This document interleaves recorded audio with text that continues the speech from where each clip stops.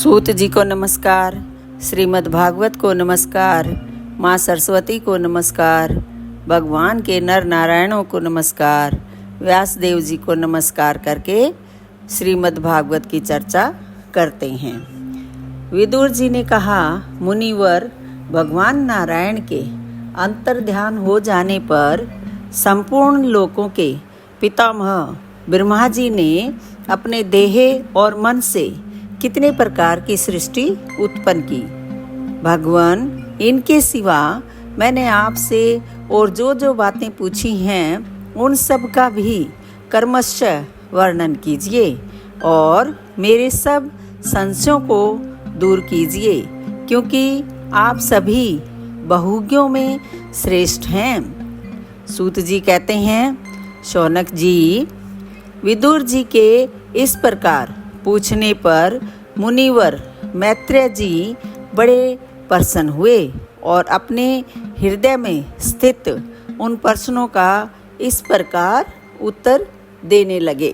श्री मैत्रेय जी ने कहा, ऐ जन्मा भगवान, श्री हरि ने जैसा कहा था, ब्रह्मा जी ने भी उसी प्रकार चित्त को अपने आत्मा श्री नारायण में लगाकर 100 दिव्य वर्षों तक तप किया।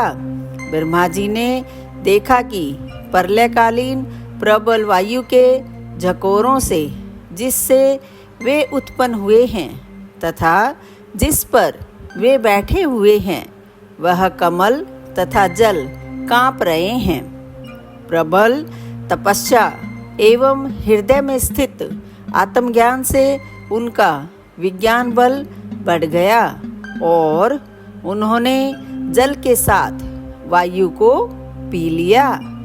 फिर जिस पर स्वयं बैठे हुए थे उस आकाशव्यापी कमल को देखकर उन्होंने विचार किया कि पूर्व कल्प में लीन हुए लोकों को मैं इसी से रचूंगा। तब भगवान के द्वारा सृष्टि कार्य में नियुक्त ब्रह्मा जी ने उस कमल कोश में प्रवेश किया और उस एक के ही भू, भुव, स्वः ये 3 भाग किए। यद्यपि वह कमल इतना बड़ा था कि उसके 14 भुवन या इससे भी अधिक लोकों के रूप में विभाग किए जा सकते थे। जीवों के भोग स्थान के रूप में इन्हीं 3 लोकों का शास्त्रों में वर्णन हुआ है। जो निष्काम कर्म करने वाले हैं उन्हें मह, तपह, जनः और सत्यलोक रूप ब्रह्मलोक की प्राप्ति होती है।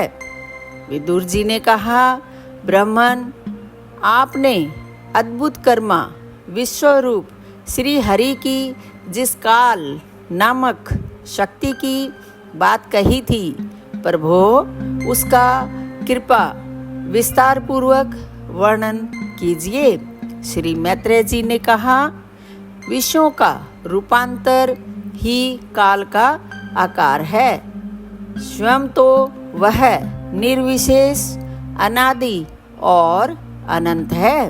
उसी को निमित्त बनाकर भगवान खेल खेल में अपने आप को ही सृष्टि के रूप में प्रकट कर देते हैं। पहले यह सारा विश्व भगवान की माया से 3 लीन होकर ब्रह्म रूप से स्थित था। उसी को अव्यक्त मूर्ति काल के द्वारा भगवान ने पुनः पृथक रूप से प्रकट किया है। यह जगत जैसा अब है वैसा ही पहले था और भविष्य में भी वैसा ही रहेगा। इसकी सृष्टि 9 प्रकार की होती है तथा प्राकृत वैकृत भेद से एक 10वीं सृष्टि और भी है और इसका प्रलयकाल द्रव्य तथा गुणों के द्वारा 3 प्रकार से होता है। अब पहले मैं 10 प्रकार की सृष्टि का वर्णन करता हूँ। पहली सृष्टि महतत्व की है। भगवान की प्रेरणा से सत्वादी गुणों में विस्मता होना ही इसका स्वरूप है।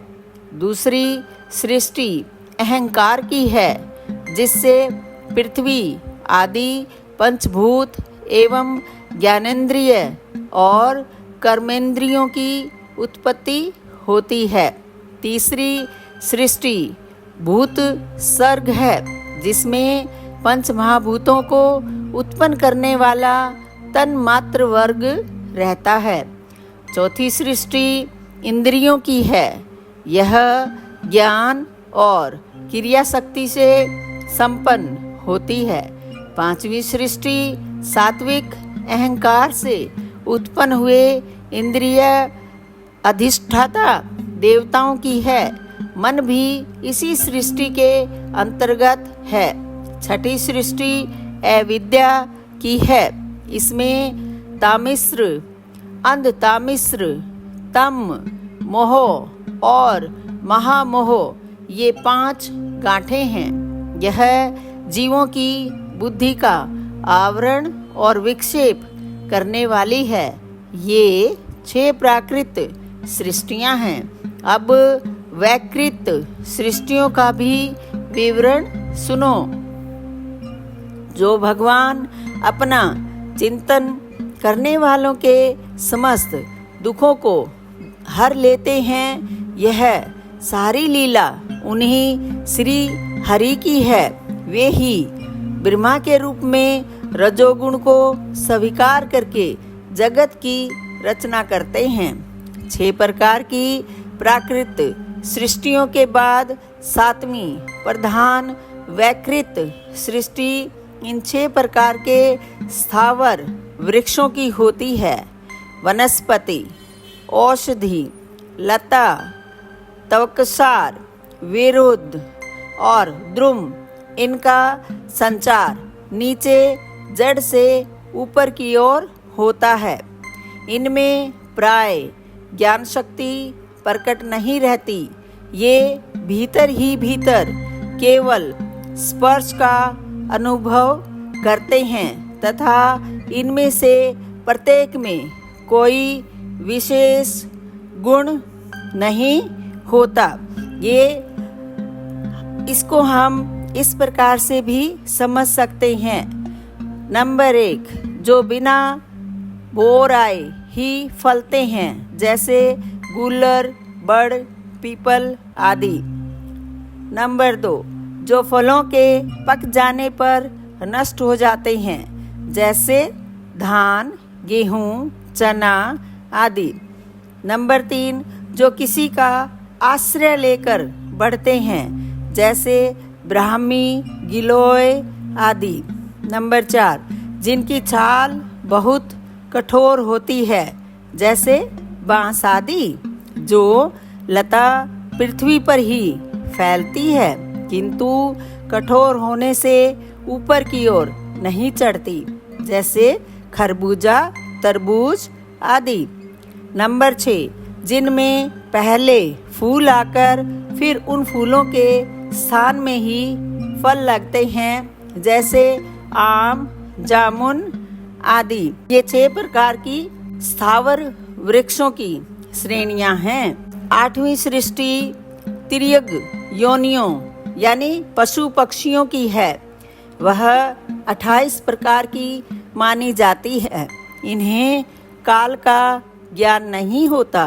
तमोगुण की अधिकता के कारण ये केवल खाना पीना, मैथुन करना, सोना आदि ही जानते हैं।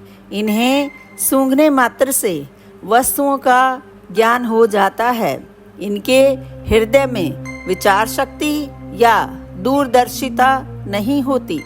साधु श्रेष्ठ, इन तिर्यकों में गो, बकरा, भैंसा, कृष्ण मृग, सुअर, नीलगाय, रूरू नाम का मृग, भेड़ और ऊंट, ये द्विशप 2 खुरों वाले पशु कहलाते हैं। गधा, घोड़ा, खच्चर, गौर मृग, शरफ और चमरी, ये 1 शप 1 खुर वाले हैं। अब 5 नख वाले पशु पक्षियों के नाम सुनो। कुत्ता, गीदड़, भेड़िया, बाघ, बिलाव, खरगोश, शाही, सिंह, बंदर, हाथी, कछुआ, गोहो और मगर आदि पशु हैं। कंक यानी बगुला, गिद्ध, बटेर, बाज, भास, भल्लूक, मोर, हंस, सारस, चकवा, कौवा और उल्लू आदि उड़ने वाले जीव पक्षी कहलाते हैं। विदुर जी, नवी सृष्टि मनुष्यों की है। यह एक ही प्रकार की है। इसके आहार का प्रवाह ऊपर से नीचे की ओर होता है। मनुष्य रजोगुण प्रधान, कर्मपरायण और दुख रूप विषयों में ही सुख मानने वाले होते हैं। स्थावर, पशु पक्षी और मनुष्य, ये तीनों प्रकार की सृष्टियाँ तथा आगे कहा जाने वाला देवसर्ग वैकृत सृष्टि हैं तथा जो महतत्ववादी रूप वैकारिक दैवसर्ग हैं, उसकी गणना पहले प्राकृत सृष्टि में जा चुकी है।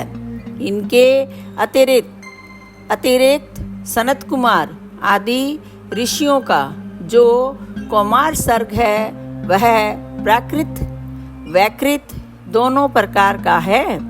देवता, पितृ, असुर, गंधर्व, अप्सरा, यक्ष, राक्षस, सिद्ध, चारण, विद्याधर, भूत, प्रेत, पिशाच और किन्नर, किमपुरुष, अश्वमुख आदि भेद से देव सृष्टि 8 प्रकार की है।